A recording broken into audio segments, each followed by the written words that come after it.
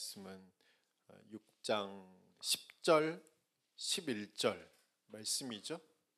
네, 주보에 그렇게 나가 있습니다. 6장 10절, 11절 우리 함께 같이 읽겠습니다. 다니엘이 이 조서에 왕의 도장이 찍힌 것을 알고도 자기 집에 돌아가서는 윗방에 올라가 예루살렘으로 향한 창문을 열고 전에 하던 대로 하루 3번씩 무릎을 꿇고 기도하며 그의 하나님께 감사하였더라. 그 무리들이 모여서 다니엘이 자기 하나님 앞에 기도하며 간구하는 것을 발견하고. 아멘. 자, 오늘은 하던 대로라는 제목으로 하나님의 말씀을 전하겠습니다. 이 시기에 인기 있는 서적들은 대부분 새로운 한 해에 대한 분석과 전망에 대한 그런 서적입니다. 그래서 2022년을 정리해보고 그 데이터를 기반으로 어떻게 새해를 준비해야 하는지, 아마도 그것이 이제 기업과 또 개인이 또 이 시기를 가장 또 잘 정리하는 또 준비하는 시간이기 때문에 아마 이런 책들이 또 베스트셀러에 이제 올라가고 있습니다. 더구나 2023년 더 큰 어려움에 대한 이야기들이 좀 많이 나오고 있어서 어느 때보다 또 그 관심도가 높아지고 있는 시점이기도 합니다.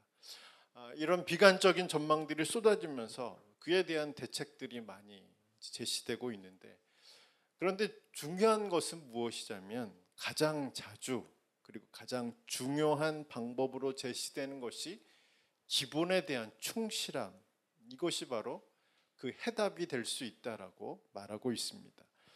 그것은 서울대 소비자학과 김남도 교수가 트렌드 코리아 2023에서 기본으로 돌아가는 것이 현재에 대한 어려움 그리고 불투명한 미래에 대한 가장 근본적인 해결책이라고 말하기도 했고, 서울대 공학전문대학원 특임 교수였던 주영섭 교수도 기본에 충실하는 것이 변화하는 시대에 반드시 필요한 자세라고 그렇게 말했습니다.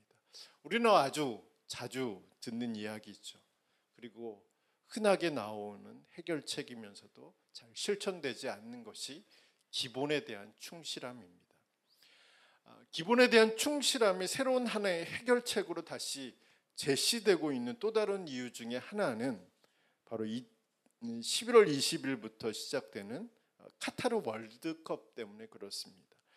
월드컵이 시작될 때마다 축구를 좋아하는 사람이라면 2002년에 있었던 사강 신화를 떠올리게 됩니다. 그리고 그 신화를 가능하게 만들었던 히딩크 감독을 생각합니다.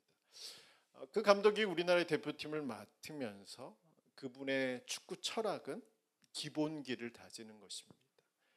특별히 한국 축구를 접하면서 그 히딩크 감독이 늘 강조했던 것은 무엇이냐면 한국 선수들은 기본기가 부족한 게 아니라 개인기가 부족한 게 아니라 체력이 부족하다라고 생각하고 90분 동안 뛸 수 있는 체력을 키우는데 많은 노력을 기울였습니다. 그 결과 처음에는 결과들이 나오지는 않았어요. 히딩크 감독이 5대0 감독이라는 그런 불명예스러운 이름을 얻기도 했던 시기도 있었지만 결과적으로 2002년에 있었던 월드컵에서 4강에 이르는 그런 한국 축구 역사상 최고의 기록을 얻기도 했습니다. 오늘 함께 살펴볼 다니엘서 6장의 말씀을 보면 새로운 세상이 시작되었음을 알리면서 6장이 시작되고 있습니다. 바벨론 제국이 멸망하게 됩니다. 그리고 페르시아 제국이 시작되면서 페르시아의 왕은 고레스 왕이었어요. 그런데 이 고레스 왕이 페르시아 제국에 큰 공을 세웠던 다리오를 바벨론 제국이 통치했던 전 지역의 왕으로 세워줍니다. 통치권을 다리오에게 부여하게 됩니다. 그래서 다리오는 전 지역에 대한, 바벨론이 예전에 통치했던 전 지역에 대한 통치권을 가지고 120명, 그러니까 그 당시에 120명의 관리들을 전부 교체하고, 그리고 그 교체한 120명의 고위 관리들을 다스릴 수 있는 총리 3명을 세우는데 그 중에 한 사람이 다니엘이었습니다. 120명의 고위 관리가 되는 것도 어마어마한 그런 위치에 오르는데 다니엘은 그 고위 관리를 관리하는 총리의 역할들을 감당하게 되고 3절의 말씀을 보니까 다리오 왕은 다니엘을 총리의 총리로 세워서 유일한 한 사람으로 만들어줍니다. 이 시대에도 대통령이 바뀌면 대통령을 보좌하는 대부분의 사람들이 교체되는 것은 당연한 수순으로 그렇게 여기고 있습니다. 그런데 바벨론 제국 최고의 총리였던 다니엘이 다시 그 제국이 멸망한 후에도 페르시아가 통치하던 그 지역에 다시 총리가 된다는 것은, 최고의 자리에 올라선다는 것은 아마 역사상에 찾아볼 수 없는 유일한 사례가 될 것입니다. 다니엘은 바로 그 자리에 올라서게 된 겁니다. 포로민이었고 이때 나이가 82살 정도 되었다라고 그렇게 구약학자들은 말하고 있는데 82세의 노인이 최고의 자리에 등극하는 그런 위대한 모습들을 우리는 다시 6장의 말씀들을 통해서 알 수 있습니다. 다니엘이 어떻게 이렇게 최고의 자리에 올라갈 수 있었을까요? 어떤 강의를 들었을까요? 어떤 책을 사서 읽었을까요? 아니면 자신이 가진 어떤 배경과 인맥들을 동원했을까요? 그렇지는 않습니다. 다니엘은 강의를 듣지도 않았고 책을 사서 미래를 준비하지도 않았고 그리고 자신이 가진 모든 배경과 인맥을 사용해서 그 자리에 올라선 것이 아닙니다. 또한 다니엘은 바벨론 제국의 어떤 데이터를 분석해서 페르시아 왕과 또 고관들 앞에서 새로운 국가 체제의 방향성을 가지고 프리젠테이션을 한 것도 아닙니다. 다니엘이 그 자리에 올라선 것, 그것은 바로 다니엘이 가지고 있던 기본기가 충실했기 때문에 그렇습니다. 기본이 충실했기 때문에 다니엘은 시대가 바뀌어도, 왕이 바뀌어도, 상황과 환경이 바뀌어도 여전히 그는 가장 높은 자리에서 하나님을 섬기는 사람이 되었습니다. 다른 어떤 기술을 연마하거나 다른 어떤 기능을 가지고 있거나 자신이 가지고 있는 모든 자원들을 동원해서 그 자리에 올라간 것이 아니라 그는 늘 하던 대로 살아왔기 때문에 바로 그 자리에 올라선 것입니다. 우리는 흔히 다니엘의 위대함을 다니엘이 가지고 있는 뛰어남, 그리고 탁월함, 그리고 다니엘의 용기, 그리고 신앙의 결단에서 찾으려고 하는 그런 모습들이 있습니다. 그래서 다니엘 6장의 말씀들을 우리가 읽을 때 다니엘이 사자굴을 두려워하지 않는 다니엘의 모습에 우리는 감동하고 사자굴에서 건짐을 받고 무사히 나왔을 때 박수를 치며 또 기뻐합니다. 물론 대단하고 위대한 모습입니다. 그러나 그 대단하고 위대한 모습은 기본에 충실했을 때만 가능한 일이었다라는 사실들을 우리는 기억해야 합니다. 또한 그 대단하고 위대한 모습은 그 위대한 모습 속에 감춰져 있는 더 위대한 일들에 신실했기 때문에, 충실했기 때문에 가능한 일이었다라고 우리는 생각해야 합니다. 그렇다면 다니엘을 위대하게 만들었던 그 위대한 것은 무엇일까요? 우리가 다니엘의 모습 속에서 배워야 되는 모습은 어떤 모습일까요? 첫 번째는 마음이 민첩해지는 것입니다. 우리 다니엘서 6장 3절의 말씀을 같이 한번 찾아서 읽겠습니다. 우리 다니엘서 6장 3절입니다. 시작. 다니엘은 마음이 민첩하여 총리들과 고관들 위에 뛰어남으로 왕이 그를 세워 전국을 다스리게 하고자 한지라. 아멘. 다니엘은 마음이 민첩했다. 일반적으로 민첩하다는 뜻은 재빠르다라는 의미를 가지고 있습니다. 그래서 현재의 상황에 대한 이해력이 좋은 상태, 그리고 현재의 상황에 대해서 접근하고 대처하는 능력이 탁월한 상태, 그리고 현재의 상황에 대해서 대안과 해결책이 어느 누구보다도 뛰어난 상태를 바로 마음이 민첩한 상태라고 할 수 있습니다. 그러니까 어느 누구도 따라갈 수 없는 지식과 지혜와 총명을 가지고 있었던 사람이 바로 다니엘이었다 라고 말하고 있습니다.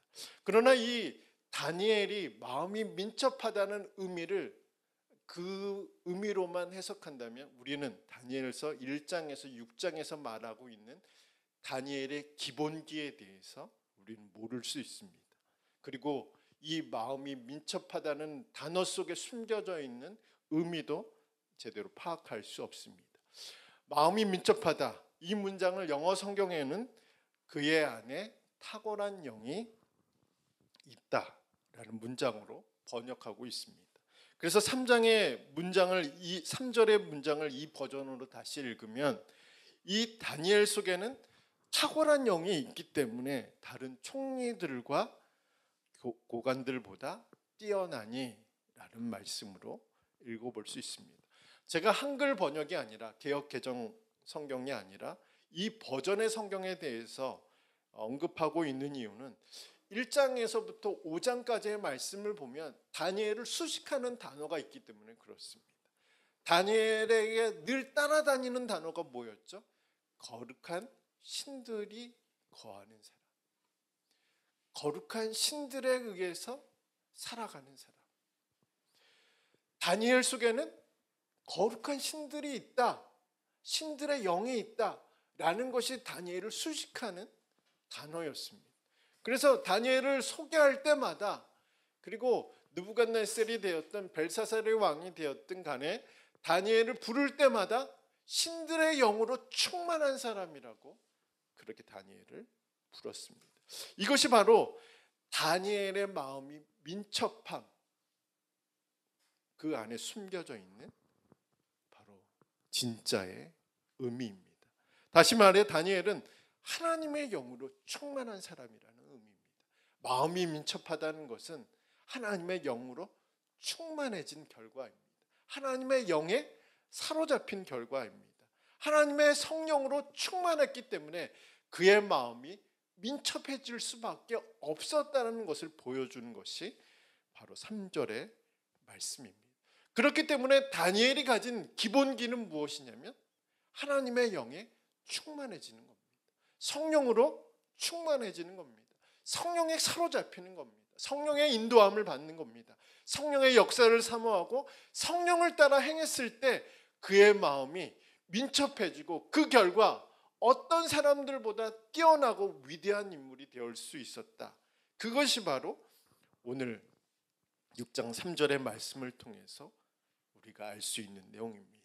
그렇기 때문에 오늘 이 말씀이 우리에게 주는 메시지는 무엇이냐면 하나님의 영으로 충만해지라는 겁니다. 하나님의 영에 사로잡히는 것을 사모해야 된다는 겁니다. 이것이 바로 다니엘이 가진 기본기라는 거죠.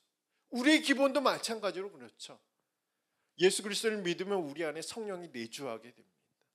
근데 성령은 인격적인 분이십니다. 인격적이라는 것은 강제적으로 우리를 진압하시는 분이 아니시라는 거죠. 성경을 보면 우리가 성령의 충만함을 받으라고 말하고 있는데 그 성령의 충만함을 받기 위해서는 성령께 우리 자신을 내어드려야 한다라는 전제 조건이 붙어 있습니다. 이 말씀을 통해서 우리가 가져야 할 기본기는 성령의 충만함을 입는 겁니다. 성령의 사로잡힘을 기대하고 사모하는 겁니다. 날마다 성령께 우리 자신을 내어드리는 겁니다. 날마다 하나님의 영에 충만해질 수 있도록 성령께 우리 자신을 복종하는 겁니다. 그것이 바로 다니엘이 가진 기본기였다. 그 기본에 충실한 삶이었기 때문에 다니엘은 포로민이었음에도 불구하고 이방인이었음에도 불구하고 80 먹은 노인임에도 불구하고 망한 나라의 전 총리였음에도 불구하고 여전히 최고의 자리에서 위대한 신앙을 가지고 하나님 앞에 영광을 올리며 살아갈 수 있었습니다. 그렇기 때문에 우리가 가져야 하는 첫 번째 기본은 성령에 사로잡히는 것, 성령의 충만함을 사모하는 겁니다. 그것이 바로 우리가 가져야 할 첫 번째 기본기입니다. 두 번째 다니엘의 기본은 진실한 생활입니다. 새로운 정권이 시작되면 그 정권의 정책에 맞는 사람들을 세우게 됩니다. 그 사람들 중에 전문성이나 관련성이 없는데도 불구하고 대통령의 인맥에 따라서 그 자리를 차지하는 사람도 있긴 있겠지만 대부분의 주요 인사들은 그 해당 분야에 탁월한 역량을 가진 사람들입니다. 탁월한 능력을 소유한 사람들입니다. 그리고 그것에 대한 충분한 경험을 가지고 있는 사람입니다. 그런데 그 사람들에 대한 청문회를 우리가 요즘 청문회 잘 보지는 않을 것 같아요. 청문회를 보면 이 사람이 진실성을 의심할 때가 너무 많습니다. 그러니까 청문회 올라온 사람 치고 정말 이 사람을 신뢰할 수 있을까? 이 사람이 이 자리에 앉아도 되는 건가? 그 능력을 의심하는 것이 아니라 그 진실성을 의심하게 만드는 일들을 우리는 너무나 자주 보게 됩니다. 능력이 아니라 그 진실성 때문에 그 자리에 올라가지 못했던 사람들도 많이 있었습니다. 오늘 본문 4절의 말씀을 보면 다니엘의 위대함은 능력의 위대함보다는 그 진실한 삶의 위대함이 더 크다라는 사실들을 알 수 있습니다. 우리 4절의 말씀을 한번 같이 읽겠습니다. 우리 6장 4절입니다. 이에 총리들과 고관들이 국사에 대하여 다니엘을 고발할 근거를 찾고자 하였으나 아무 근거, 아무 허물도 찾지 못하였으니 이는 그가 충성되어 아무 그릇됨도 없고 아무 허물도 없음이었더라. 아멘. 자, 사람들은 다니엘의 능력을 의심하지는 않았어요. 다니엘의 뛰어남, 탁월함, 위대함을 의심하지 않았습니다. 그러니까 어디를 털기 시작했냐면 다니엘의 진실함을, 그리고 다니엘의 흠을, 또 다니엘의 실수들을, 또 잘못들을 찾기 시작했습니다. 아마 높은 자리에 올라가다 보니까 시기의 대상이 되고 질투의 대상이 되다 보니까 사람들은 다니엘의 삶에 숨겨진 삶의 흔적들을 찾기 시작했습니다. 그런데 오늘 말씀 4절의 말씀을 보니까 다니엘을 고발할 어떤 잘못도, 어떤 실수도, 어떤 흠도, 죄도 찾지 못했다라고 기록하고 있습니다.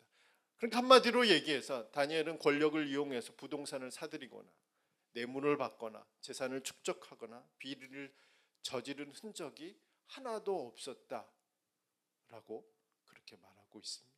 이들이 내린 결론입니다. 시기하고 질투하고 증오하는 사람들이 내린 결론은 뭐냐면 아무것도 못 찾겠다. 이 사람은 능력도 탁월하지만 그 능력보다 더 위대한 진실한 사람이라는 것을 간접적으로 보여주고 있는 장면입니다. 그렇다면 다니엘은 어떻게 이렇게 깨끗한 사람이 될 수 있었을까요? 어떻게 이렇게 진실한 사람이 될 수 있었을까요? 그것은 바로 진실하신 하나님을 바라본 결과였겠죠. 신실하신 하나님을 바라본 삶의 모습의 결과라는 사실입니다. 그 진실함이라는 기본에 충실한 결과 어떤 사람들로부터 흠도 잡지 못하게 만들고 잘못도 찾지 못하게 만들고 어떤 숨겨진 죄가 드러나지 못하게 만든, 숨겨진 죄가 없었던 상태, 그것이 바로 가능하게 만들었던 것은 다니엘이 가진 진실함의 위대함입니다. 다니엘은 왜 이런 삶을 추구하게 됐을까요? 그것은 아마도 다니엘이 가진 능력이나 또 인기나 소유의 위대함은 잠깐이라고 생각했을 겁니다. 그는 늘 하나님 앞에 신실하게 살아가는 것이, 진실하게 살아가는 것이 그의 기본기라고 생각했기 때문에 그는 하나님 앞에서 그런 모습으로 날마다 훈련되어져 갔습니다. 조선시대 조선의 왕들이 열람할 수 없었던 것이 있었습니다. 잘 아는 대로 조선왕조실록입니다. 조선왕조실록에는 왕이 다스리던 시기에 일어난 사고나 사건들, 또 인물들을 비롯해서 다양한 기록들이 담겨져 있습니다. 특히 왕의 정책에 대해서, 왕의 능력에 대해서, 왕의 행동에 대해서, 왕의 습관에 대해서, 왕의 실수 등에 대해서 그 조선 왕조 실록을 기록했던 사관들이 하나도 빠짐없이, 물론 하나도 빠짐없이 다 기록했다는 것은 말이 되지 않겠지만 되도록이면 잘 기록하려고 노력했던 것이 바로 조선 왕조 실록입니다. 그래서 왕들은 이 조선 왕조 실록들을 궁금해했어요. 자신에 대해서 뭐라고 기록했는지, 내가 어제 한 행동들에 대해서 사관들, 조선 왕조 실록을 기록했던 사관들은 어떻게 기록했는지 날마다 궁금해하며 살았습니다.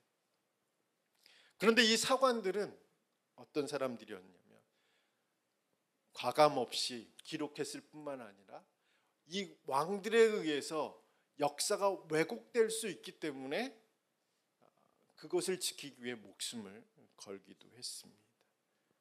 이것을 보는 순간 누군가에 의해서 역사가 왜곡되고 누군가에 의해서 진실이 숨겨질 수 있기 때문에 그것을 기록한 것만큼이나 그것을 지키기 위해 목숨을 걸었던 사람입니다. 조선 왕조실록이 조선의 왕들의 기록, 왕의 삶의 모습들을 기록하고 있다면 성경은 오늘 우리에게도 동일하게 이런 이야기를 합니다. 우리의 삶의 역사도 기록하고 있다는.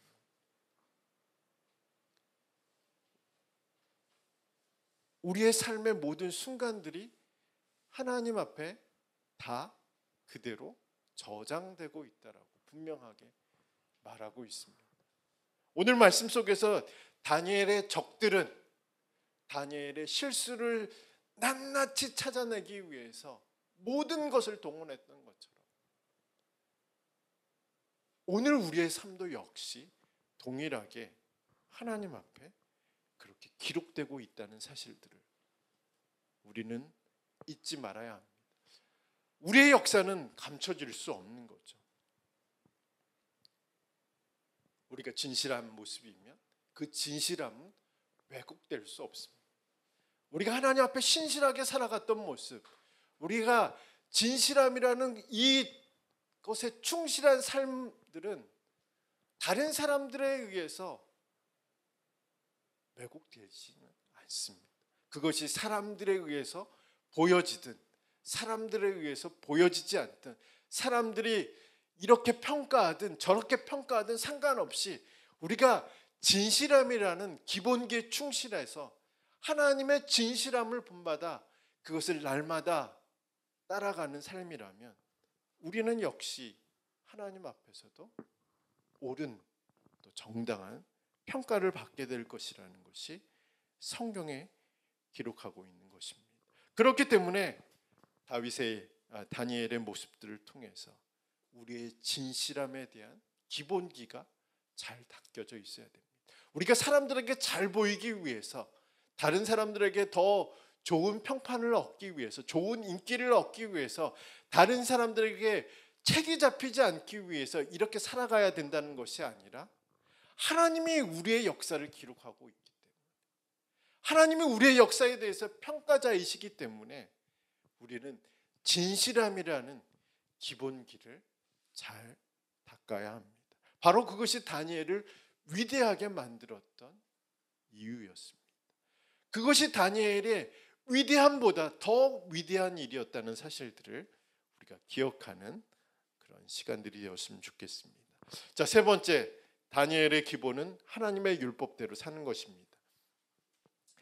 그리스도인의 기본은 하나님의 말씀을 우리의 삶의 기준으로 삼고 그 말씀대로 살아가는 겁니다. 그런데 이 말씀대로 살아가기 위해서는 말씀을 멀리하게 만드는, 그리고 말씀을 신뢰하지 못하게 만드는, 그리고 말씀대로 살지 못하게 만드는 세력들과의 대립이 불가피하다는 사실들을 우리는 생각해 두어야 합니다. 또한 우리의 기준, 그것을 흔들기 위해서 모든 방법을 동원할 것이라는 것들을 우리는 늘 염두에 두어야 합니다. 오늘 본문 속의 다니엘의 상황을 보면 우리가 하나님의 말씀대로 살아갈 때 피할 수 없는 상황이 존재할 수 있다.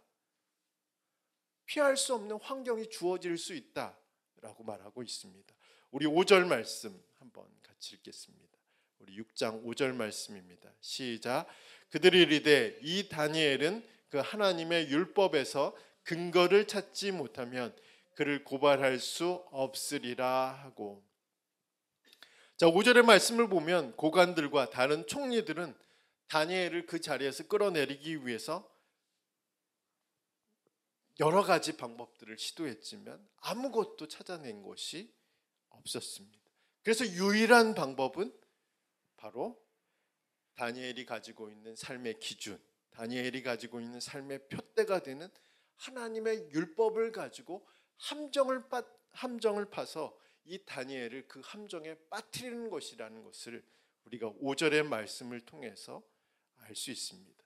그리고 실제로 6절의 말씀부터는 그 함정의 실체가 자세히 기록되어 있습니다. 총리들과 고관들은 이제 막 통치를 시작한 다리오 왕, 그의 마음을 이제 부추기기 시작하죠. 다리오 왕은 딱 30일간의 통제로 인해서 얻게 될 것들을 생각하게 됩니다. 30일만 통제를 하면 그가 가질 수 있는 영광에 대해서, 명예에 대해서, 힘에 대해서 만족하기 시작합니다. 그리고 더불어서 이제 막 통치를 시작했으니까 가장 중요한 신하들의 충성심을 테스트할 그런 권한, 또 그것을 통해서 얻게 되는 유익들을 생각하고 이 사람들이 세워놓은 그런 조서에 도장을 찍게 됩니다. 다니엘은 이 조서가 자신을 빠뜨리기 위해, 함정에 빠뜨리기 위한, 사지로 집어넣기 위한 그들의 계획인 것을 알았을까요? 자, 10절의 말씀을 한번 같이 읽겠습니다. 우리 6장 10절의 말씀입니다. 같이 읽겠습니다. 다니엘이 이 조서에 왕의 도장이 찍힌 것을 알고도 자기 집에 돌아가서는 윗방에 올라가 예루살렘으로 향한 창문을 열고 전에 하던 대로 하루 3번씩 무릎을 꿇고 기도하며 그의 하나님께 감사하였더라. 아멘. 우리 10절의 말씀을 보면 다니엘이 자신을 향한 그들의 함정이었다는 것을 알았습니다. 다니엘은 알고도 하던 대로, 늘 해왔던 대로 예루살렘을 향해 창문을 열고 하루 3번 무릎 꿇고 기도하기 시작했습니다. 특히 오늘 10절의 말씀을 보니까 감사했다라고 기록하고 있습니다. 함정인데 30일간 안 해도 되는데 하면 사자굴에 들어가는데 다니엘은 늘 해왔던 대로, 하던 대로 하나님 앞에 무릎 꿇고 하나님께 감사했다. 그것이 바로 10절의 말씀을 우리에게 주는 메시지입니다. 하루 3번 예루살렘을 위해서 기도한다는 것은 솔로몬이 성전 건축을 하고 성전을 봉헌했을 때 기도했던 그 말씀대로 기도한 것입니다. 그래서 열왕기상 8장 48절 49절의 말씀을 보면 이렇게 기록되어 있습니다. 제가 읽겠습니다. 솔로몬이 이런 기도를 하나님께 드렸습니다. 주의 백성이 자기를 사로잡아간 적국의 땅에서 온 마음과 온 뜻으로 주께 돌아와서 주께서 그들의 조상들에게 주신 땅, 곧 주께서 택하신 성읍과 내가 주의 이름을 위하여 건축한 성전 있는 쪽을 향하여 주께 기도하거든 주가 계신 곳 하늘에서 그들의 기도와 간구를 들으시고 그들의 일을 돌아보시오며. 이 말씀을 가지고 다니엘은 예루살렘을 향해서 하루 3번 무릎 꿇고 늘 해왔던 대로, 평생을 해왔던 대로 다시 기도하기 시작했습니다. 다니엘은 예루살렘을 향해서 창문을 열고 기도함으로 인해서 다니엘이 기도의 사람이었다, 그리고 하나님의 말씀의 사람이었다는 것을 우리는 잘 알 수 있습니다.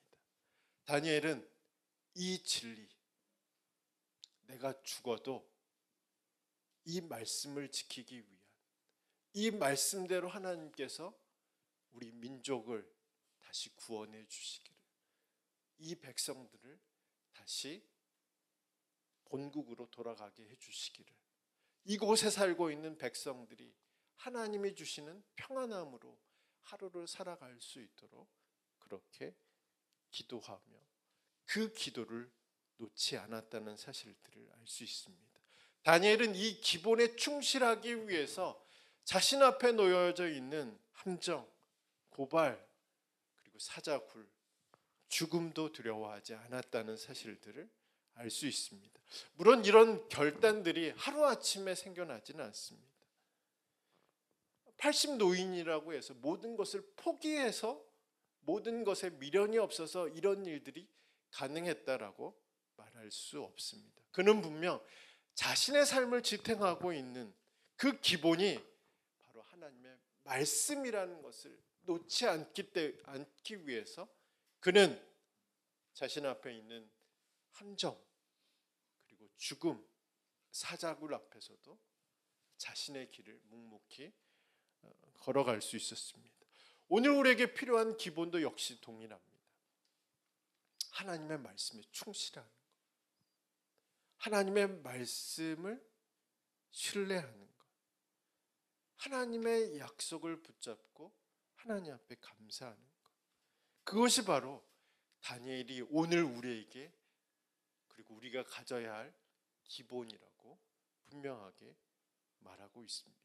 그 기본을 가질 때 말씀을 지킴으로 인해서 생기는 대립, 말씀을 따름으로 생기는 희생, 또 말씀을 순종함으로 인해서 얻게 되는 여러 가지 불이익 속에서도 우리는 우리의 길, 믿음의 길을 걸어갈 수 있다라고 분명하게 다니엘은 그의 모습 속에서 우리에게 말씀하고 있습니다. 이런 모습들이 우리 가운데 있기를 간절히 소망합니다. 말씀에 충실하는 것, 그것이 바로 그리스도인의 기본입니다. 말씀을 끝까지 우리의 삶의 기준으로 삼고 표대로 삼고 그 말씀을 따라 살아가는 것, 그것이 바로 오늘 성경이 우리에게 주고 있는 세 번째 기본이라고 우리는 분명히 알 수 있습니다. 트렌드 코리아에서 선정한 2022년 10대 키워드 중에 하나는 바른 생활 루틴입니다. 바른 생활 루틴이.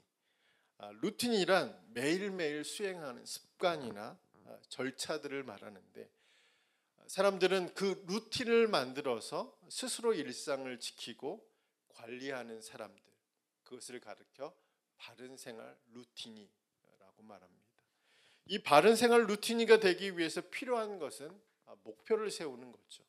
그리고 함께 목표를 향해 달려가는 사람들에게 도장을 받는 것, 그러니까 인정을 받고 같이 협력해서 그 루틴을 이루어가는 것, 그리고 하루하루 자신의 삶을 되돌아보는 것, 그것이 바로 바른 생활 루틴이가 될 수 있는 방법이라고 생각합니다. 방법이라고 그렇게 말합니다.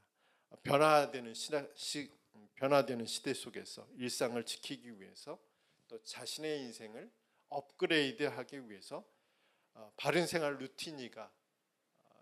루틴이라는 새로운 신조어가 나왔던 것처럼 오늘 우리에게도 동일하게 이제 우리는 물론 여러 가지 준비를 해야겠죠. 또 여러 가지 갖춰야 할 능력들이 있습니다. 그럼에도 불구하고 가장 중요한 것은 성령으로 충만해진 기본을 다지는 것, 그리고 진실함이라는 기본에 충실한 것, 그리고 하나님의 말씀대로 살아가려는 그런 헌신이 필요한 것이 바로 오늘 우리가 2022년도를 정리하는 우리의 삶의 모습들이 되어야 하고, 그리고 새해를 준비하는 우리의 모습들이 되어야 될 줄 믿습니다. 우리 다니엘 6장의 말씀을 통해서 성령의 충만함을 갖는 삶이 되길 간절히 소망합니다. 그리고 진실한 삶으로, 투명한 삶으로 되돌아가는 그런 시간들이 되길 간절히 소망합니다.